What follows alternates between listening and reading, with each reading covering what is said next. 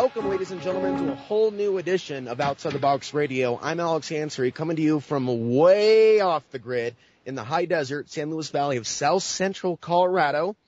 We have an amazing show for you tonight. Max Igan is our guest.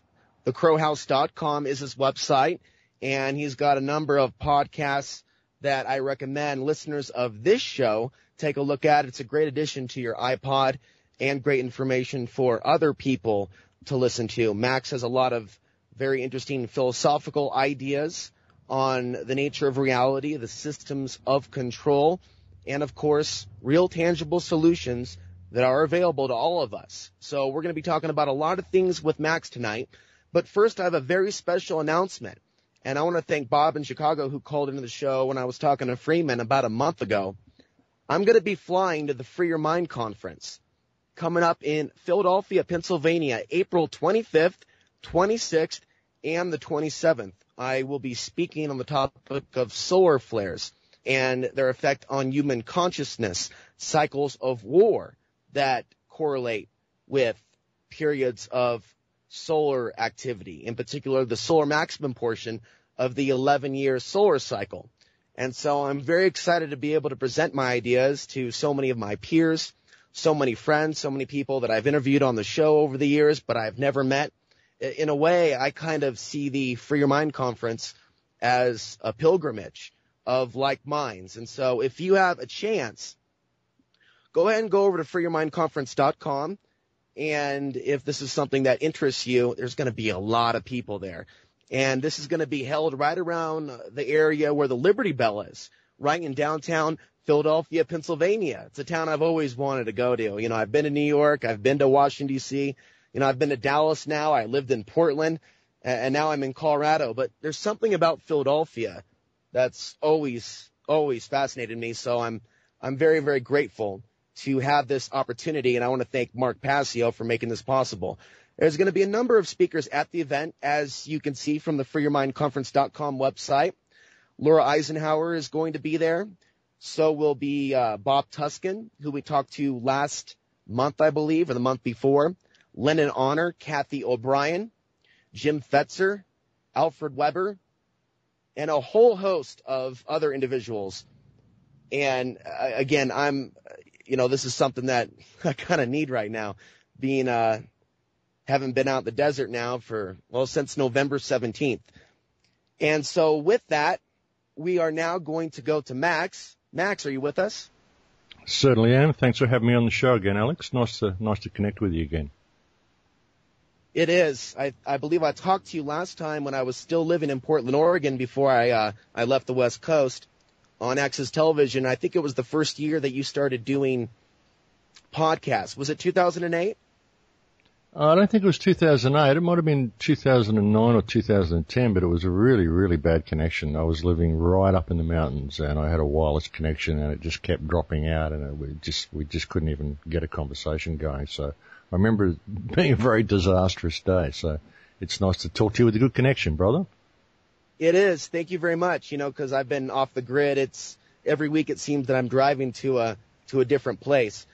Now, you talked about going to Peru recently and having an expansion of your consciousness, a new awakening, and new concepts that flooded into your mind after this trip. Tell us a little bit about what Max has been doing and some of the things you've been talking about lately on your podcast.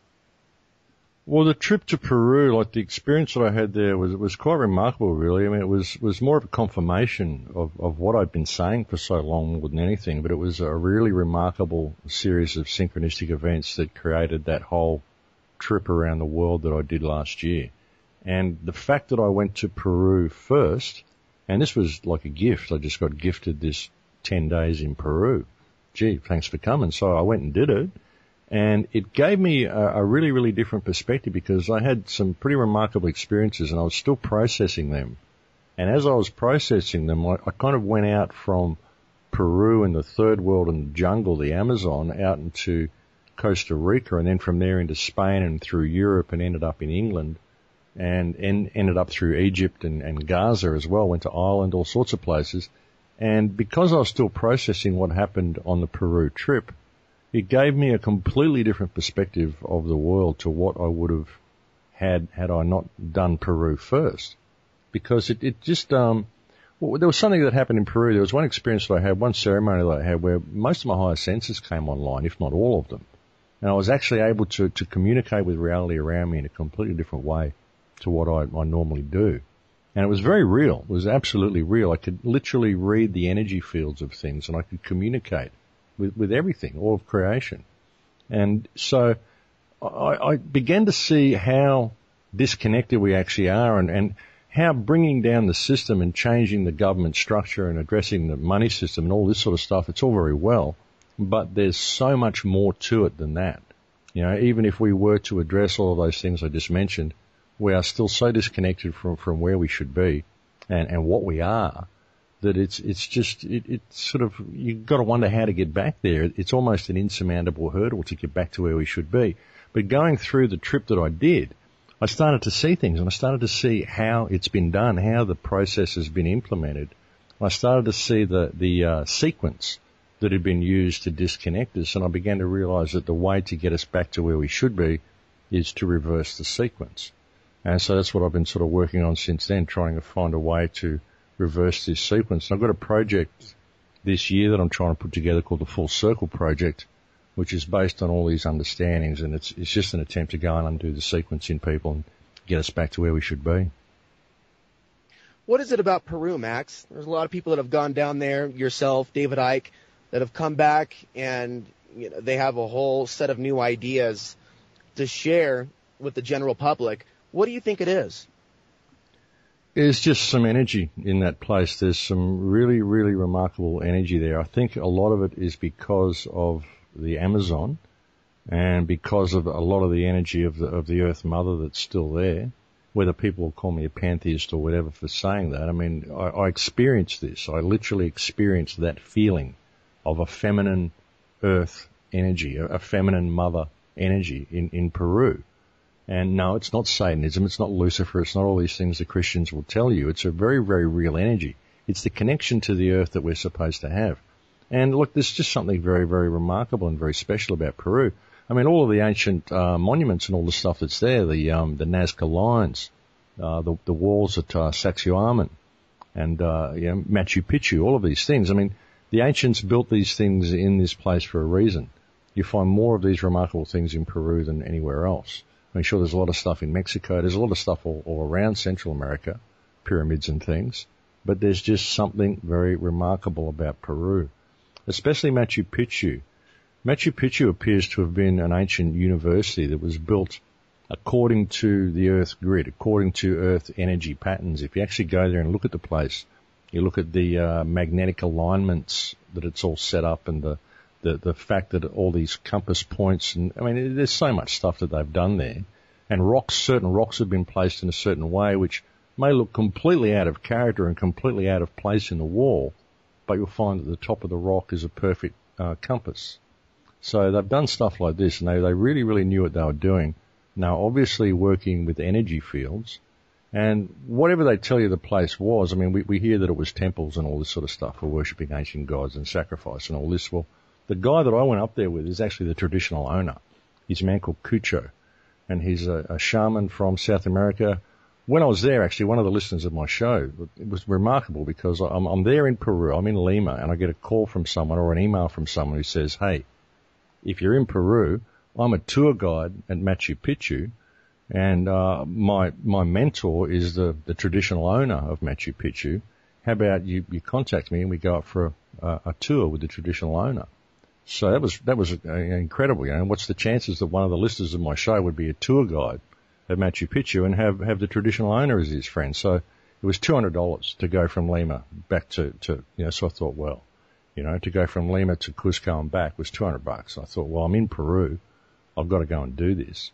So I went up there, and he started telling me about the real nature of the place. And he said that it was a place of learning, and that if you look at a traditional picture you see of Machu Picchu, you've got the mountain wine picture in the background, and you've got a big grassy center in the middle, and you've got buildings on each side. Well, as you look at that, the ones on the right, they were all accommodation, and the ones on the left were all places of learning, like they were classrooms, universities.